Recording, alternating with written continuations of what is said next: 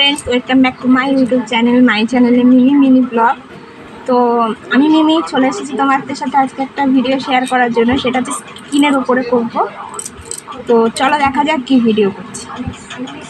তো এই দেখো, এটাতে কি আছে বলো তো? এটাতে আছে দুধের স্বর। তোমরা দেখো, এই হচ্ছে দুধের স্বর। এটা আমি এখন মুখে অ্যাপ্লাই করব, মুখে আর গলাতে। তোমরা সবাই জানো দুধের মধ্যে আছে কিছু প্রপার্টি যেটা স্কিনকে গ্লোয়িং করে, সফট করে, স্মুথ করে। আর আমার মুখে যেহেতু ব্রণ আছে, সেজন্য ব্রণের পক্ষে খুব ভালো। আর মুখে যেহেতু দাগ আছে, দেখতেই পাচ্ছ তোমরা, জানো আমার মুখে অনেক দাগ আছে, তো দাগের পক্ষে খুব ভালো। এটাতে যদি একটু গোলাপ জল ইউজ করা যায় আরও বেশি ভালো হয়। এটা আমি তুলে রেখেছি সকালে, আমি টাইম পাইনি, তো এখন তোমাদের সাথে শেয়ার করব। তো চলো অ্যাপ্লাই, আমি রেমেডিটা তৈরি করি। তো তোমরা দেখো। তো এই দেখো গোলাপ জল মেশানো দুধের স্বরটা, এই দেখো।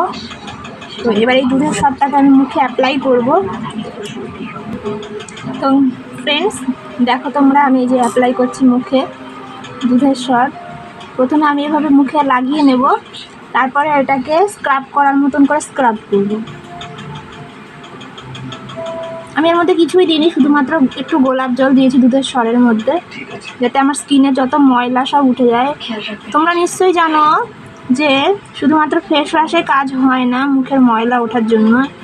আর স্ক্রাব সেটা তো মাসে একবারই করা ভালো, বা অনেক দিন পরই, বেশিরভাগ 1 মাস বা 1.5 মাস পর পরই স্ক্রাব করাটা ভালো। আমি সেটাই মনে করি, কারণ স্ক্রাবে আছে প্রচুর পরিমাণে ধারালো জিনিস, যেগুলোতে মুখ কেটে যাওয়ার ভয় থাকে। ময়লা ওঠে ঠিকই, কিন্তু তার থেকে এই হোম রেমেডিগুলো না অনেক কাজে লাগে। ইনফ্যাক্ট যারা আমার মতো হোম রেমেডি ইউজ করে তারা খুব ভালোভাবেই জানে।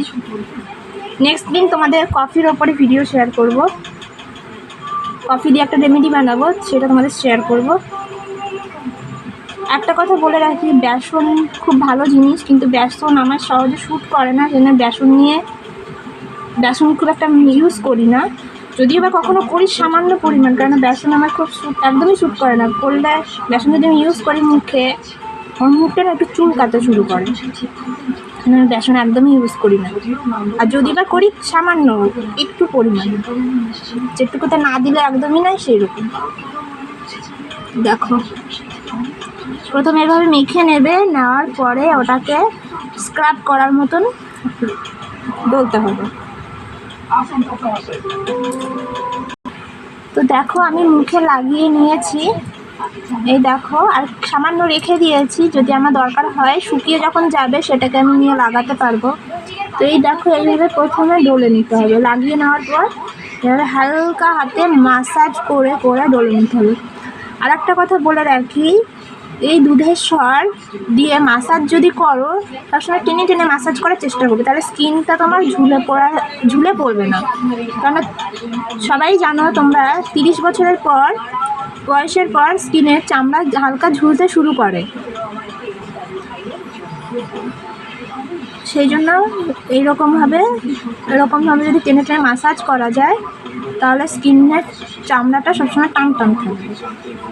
ঠিক এইভাবে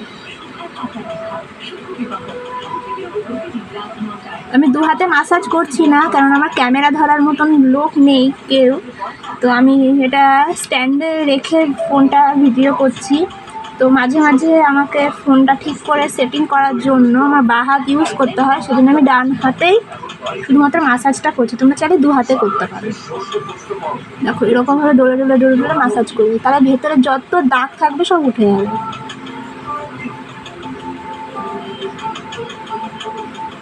আমি জানি দুধের স্বর অনেকে ইউজ করে, কিন্তু আমি আগে করতাম, তারপরে অনেক দিন করিনি।